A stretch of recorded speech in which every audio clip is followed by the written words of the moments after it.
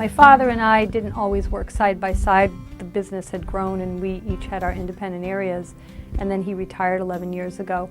But if we wanted to talk about the business, we would make an appointment for lunch, or we would have our quarterly meetings, or he might pull me aside on a Friday night and have a cocktail with me in a quiet moment. But he was very careful about the time, carving my time out.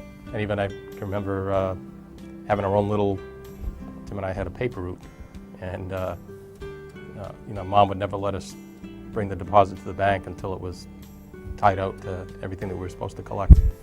We've all grown up in the business over the last 5 years. So although the business was created in '91, it's really expanded in the last 5 to 7 years, and we've kind of gone from the mom and pop to we have to be more like a real business now, and it's really challenging for all of us.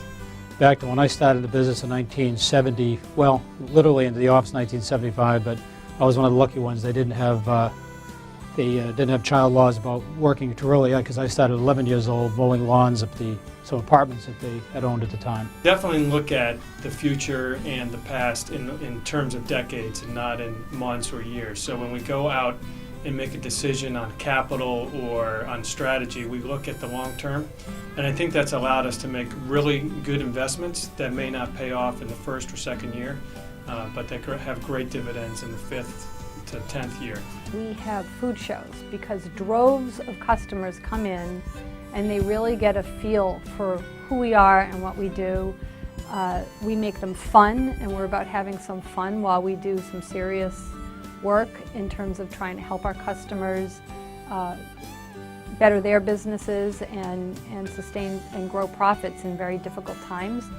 Feeling that you have the opportunity to take a legacy that was given to you or handed to you maybe, and be able to carry it forward to the next generation, whether that's just your team or whether that's another family member. There's a certain kind of pride and responsibility that comes with carrying on a legacy, and that definitely drives me on a daily basis. We're bigger than any one family that may own the business, but we have tons of families that actually work in this business. We have at least 15 individual families that are working for us now that are multiple, either husband and wife or husband and wife and at least one child. So we've had a lot of success promoting people from an hourly position into a leadership role, and then from a leadership role into a management role.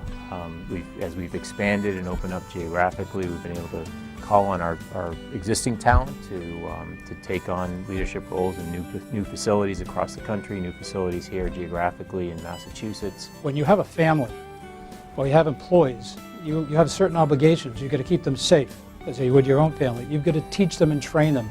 You want them to prosper. You want them to do good things in life. And if you don't offer those things in your organization, then you really don't have that core value of family.